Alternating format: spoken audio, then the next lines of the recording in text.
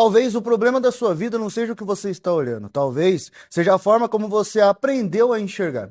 E pensa nisso por alguns segundos. Duas pessoas podem olhar para a mesma situação e sair com destinos completamente diferentes. Uma olha para um problema e vê derrota, outra olha para o mesmo problema e vê uma oportunidade de crescimento. Uma olha para a dor e se entrega, a outra olha para a dor e amadurece. Porque o que muda uma vida não é apenas aquilo que acontece do lado de fora, é a interpretação de que nasce do lado de dentro.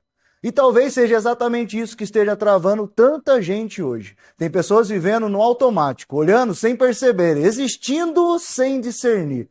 Acordam, trabalham, dormem, repetem. Mas nunca param para enxergar profundamente aquilo que Deus está tentando mostrar.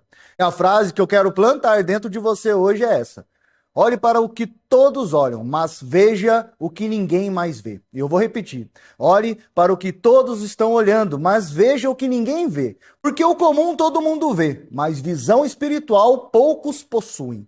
Quando Golias apareceu diante do exército de Israel, todo mundo viu um gigante, mas Davi viu outra coisa. Os soldados viram tamanho, Davi viu ausência de aliança. Os soldados viram impossibilidade, Davi viu oportunidade para Deus se manifestar. Percebe a diferença? O ambiente era o mesmo, o gigante era o mesmo, mas os olhos eram diferentes. E talvez hoje o problema não seja o tamanho do seu Golias, talvez seja a maneira como você está olhando para ele. Porque pessoas sem visão espiritual transformam obstáculos em muros, mas pessoas despertas transformam obstáculos em pontes. José olhou para a prisão e enxergou preparação. Moisés olhou para o deserto e enxergou o encontro com Deus. A mulher do fluxo de sangue olhou para Jesus e viu a possibilidade de cura no meio de uma multidão. Bartimeu ouviu a multidão passando, mas conseguiu perceber que era o Cristo. Enquanto muitos viam apenas movimento, ele discerniu presença. E aqui existe algo poderoso. Nem todo mundo que olha para Jesus realmente enxerga quem ele é.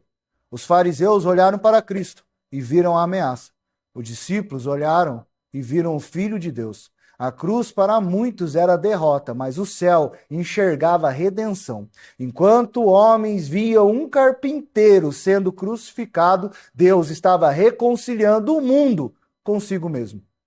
Isso é profundo, porque o evangelho inteiro é um convite para enxergar além da superfície. Jesus nunca trabalhou apenas com o que era visível. Ele olhava para Pedro e via uma rocha escondida dentro de um homem impulsivo. Olhava para Gideão e via coragem dentro de alguém escondido. Olhava para Zaqueu e via a transformação dentro de um homem rejeitado.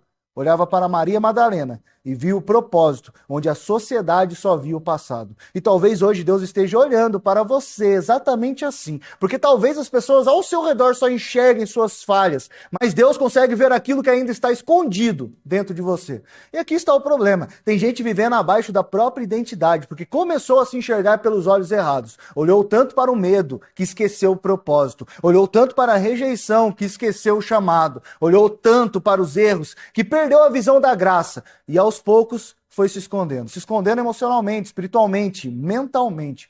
E sabe o que é assustador? Muita gente acha que esconderijo é proteção, mas às vezes o esconderijo está matando lentamente aquilo que Deus queria manifestar. E foi isso que aconteceu com Adão no Éden. Depois do pecado, a primeira reação dele foi se esconder. Percebe? O pecado sempre tenta esconder identidade, mas Deus não entra no jardim perguntando o que você fez. Ele pergunta: Adão, aonde você está? Deus está perguntando aonde você está. Porque o problema maior não era apenas o erro, era o afastamento, era o esconderijo. E talvez hoje Deus esteja fazendo a mesma pergunta para muita gente: aonde você está? Onde está aquela coragem que você tinha? Aonde está aquele sonho? Aonde está aquela fé? Aonde está aquela versão sua que acreditava que poderia viver algo maior? Talvez ela tenha ficado enterrada debaixo de dores, traumas, medos e inseguranças. Mas escuta isso. Cristo não veio apenas para perdoar pecados, ele veio restaurar identidade. Veio trazer visão novamente. Por isso, Jesus diz: quem tem olhos para ver, veja. Porque existem pessoas com olhos abertos, mas visão adormecida. E talvez o maior milagre que precise acontecer na sua vida não seja financeiro, nem emocional, talvez seja espiritual. Talvez você precise voltar a enxergar propósito, enxergar possibilidade, enxergar quem Deus te chamou para ser. Porque enquanto você continuar olhando para si, apenas pelas suas limitações, vai continuar vivendo escondido. E foi exatamente por isso que eu escrevi o livro. Pare de se esconder. Esse livro não é apenas uma leitura, é um confronto contra tudo aquilo que fez você diminuir quem nasceu para ser. Cada página foi construída para despertar visão, identidade e coragem, porque talvez o que esteja faltando na sua vida não seja força, talvez seja percepção, percepção de que existe algo dentro de você que ainda não despertou. Então, hoje, olhe para o que todos olham, mas peça para Deus te mostrar aquilo que ninguém mais consegue ver. Porque destinos extraordinários começam quando alguém aprende a enxergar além da superfície.